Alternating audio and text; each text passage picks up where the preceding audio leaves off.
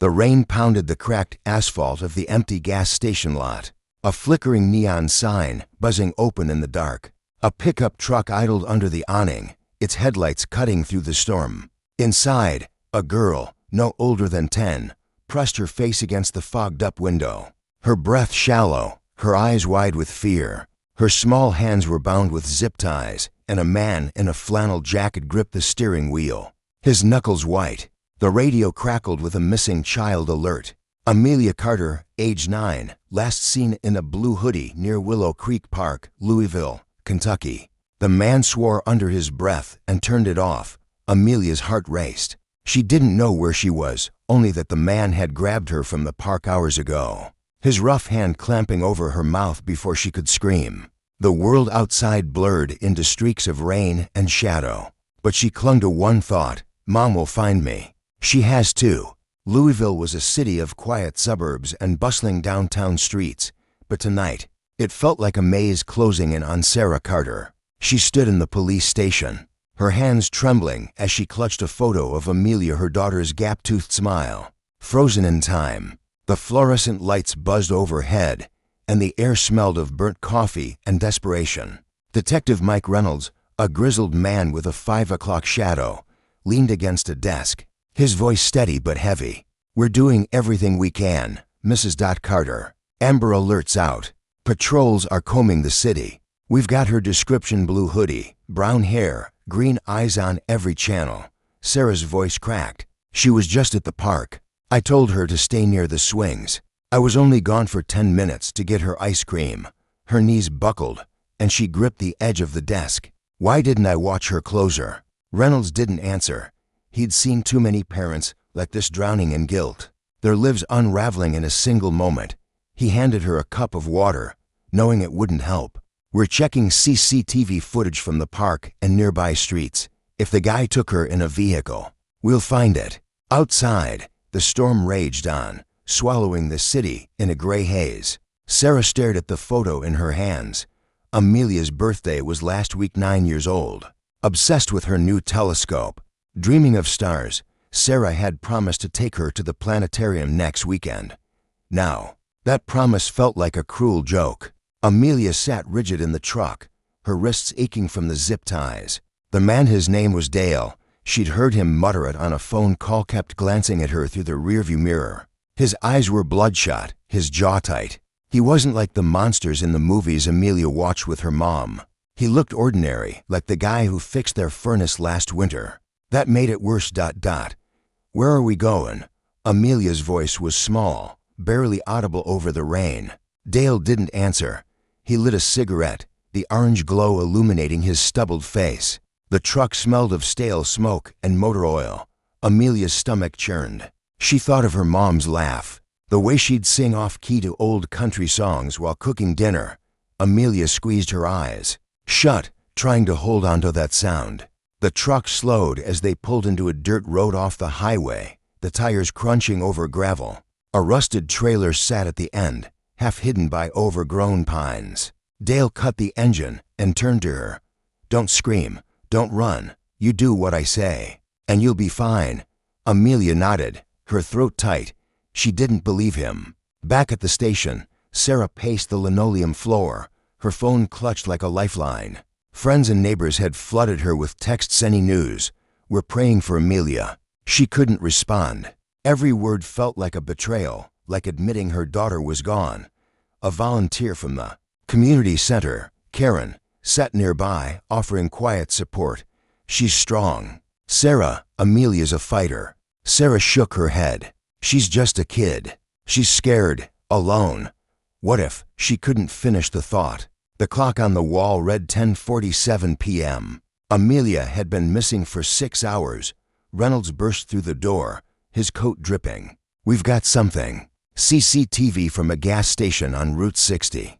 A truck matching the description from a witness at the park. "License plates partial, but we're running it now." Sarah's heart leapt, then sank. A truck? Where? Is she okay?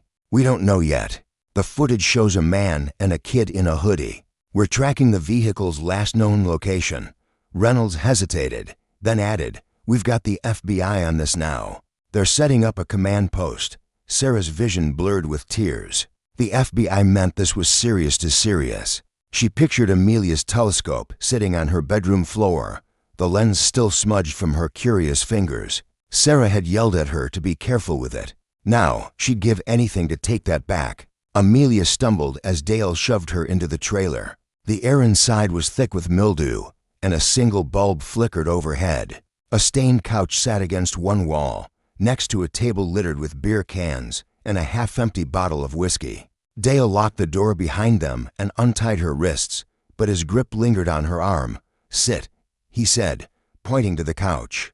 "Don't touch anything." Amelia obeyed, her body trembling. She scanned the room for anything, a weapon, a way out. A small window above the sink was cracked open, but it was too high, too small for her to climb through. Her eyes landed on a rusty pocketknife on the table, half buried under a pile of papers. She memorized its spot. Dale paced, muttering to himself. This wasn't supposed to happen. I just needed the money. He ran a hand through his thinning hair, his voice rising. Your mom's gonna pay, kid. She's gotta. Amelia's chest tightened. My mom doesn't have money. Her voice shook, but she forced the words out. She works at a diner. We don't have anything. Dale's face twisted. Shut up, you don't know what you're talking about. He grabbed the whiskey bottle and took a long swig, his hands shaking. Amelia realized he was scared too not of her, but of something else. She didn't know what, but it gave her a flicker of hope. Maybe he wasn't as in control as he seemed. At the FBI command post, set up in a community center near Willow Creek Park, the room buzzed with activity. Agents and windbreakers pored over maps and laptops, their voices clipped and urgent.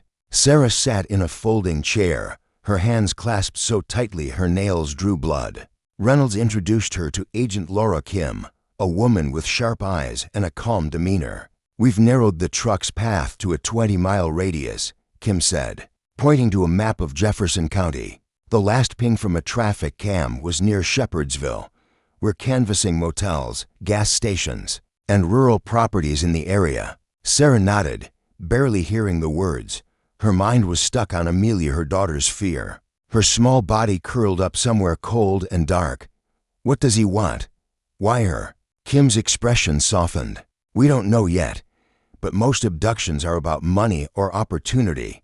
We're looking into anyone in your life who might hold a grudge, anyone who might know Amelia's routine. Sarah's stomach dropped. There's no one.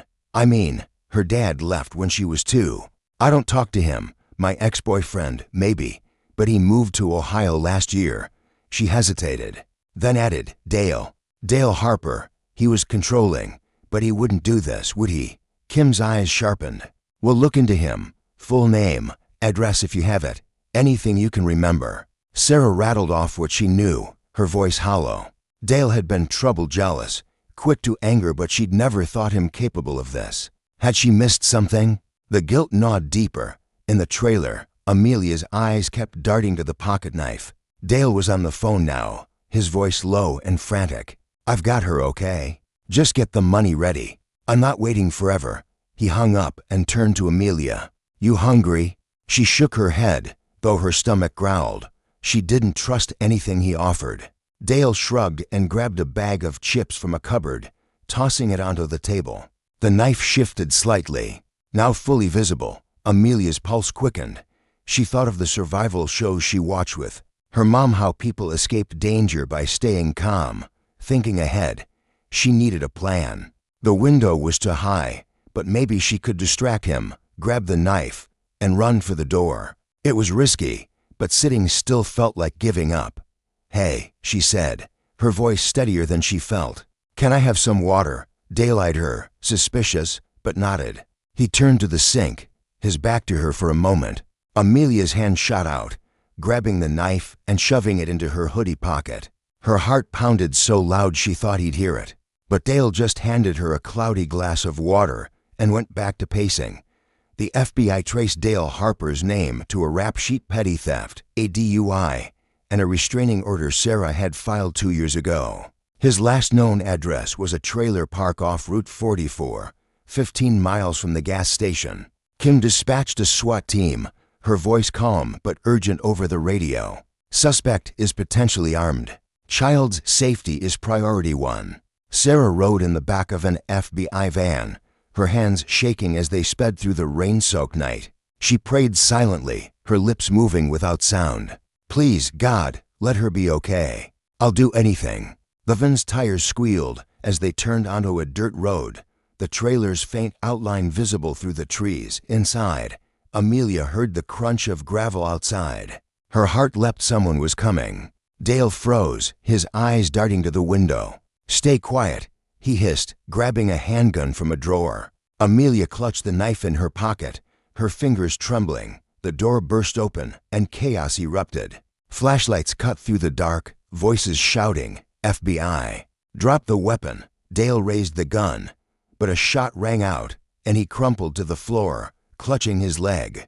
Amelia screamed, dropping the knife as agents swarmed the trailer. Sarah pushed past the agents, her voice breaking as she called, Amelia. She found her daughter curled on the couch, tears streaming down her face. Sarah pulled her into her arms, sobbing. I'm here, baby. I'm here. Amelia clung to her, her small body shaking. I knew you'd come, she whispered. The storm had passed by morning, leaving Louisville bathed in pale sunlight. Sarah and Amelia sat in a hospital room, a doctor checking Amelia's wrists for bruising. She was physically unharmed, but the fear lingered in her eyes. Sarah held her hand, vowing never to let go again. Dale was in custody, his accomplice, a cousin desperate for drug money, arrested an hour later. The FBI pieced together the motive, a botched ransom plan targeting Sarah's modest savings. It was senseless, cruel, and all too real. Amelia didn't talk much that day, but she asked for her telescope. That night, Sarah set it up in their backyard, and they looked at the stars together. The world felt fragile, but for the first time in hours, Sarah breathed.